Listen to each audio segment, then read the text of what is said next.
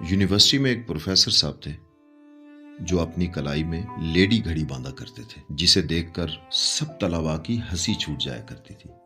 ایک عرصے کے بعد وائس چانسلر کے ذریعے جب ہم پر انکشاف ہوا کہ پروفیسر صاحب جو زنانہ گھڑی پہنتے ہیں وہ ان کی فوت شدہ بیوی کی ہے، اس واقعے سے ہم نے یہ سیکھا کہ کچھ دل بنا بولے اپنے محبوب کی رحلت کے بعد بھی الم اور درد محسوس کرتے ہیں۔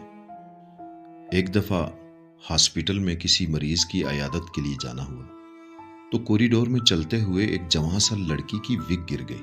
وہاں موجود تمام لوگ اس پر ہنسنے لگے۔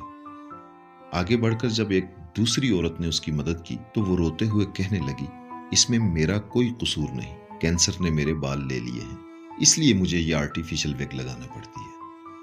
اسی طرح ایک قبرستان میں ایک 10 سالہ بچے کو ایک قبر کے پاس کچھ کہتے ہوئے سنا، جو کہہ رہا تھا، مما اٹھو، میرے ساتھ اسکول چلو، استاد مجھے تمام لڑکوں کے سامنے مارتا ہے اور کہتا ہے کہ تمہاری ماں کتنی سست اور کاہل ہے جو تمہاری پڑھائی کا خیال نہیں رکھتی۔ کسی کی ظاہری حالت دیکھ کر ہمیں قطعاً مذاق یا کسی قسم کا بھونڈا ری ایکشن نہیں دینا چاہیے۔ ہو سکتا ہے کہ وہ اپنے اندر ہزار دکھ چھپائے ہوئے ہو جس کا ہمیں علم نہ ہو۔ اس لیے بولنے، سوچنے اور ری ایکشن دینے سے پہلے اگلے بندے کی فیلنگز کا خیال رکھیے۔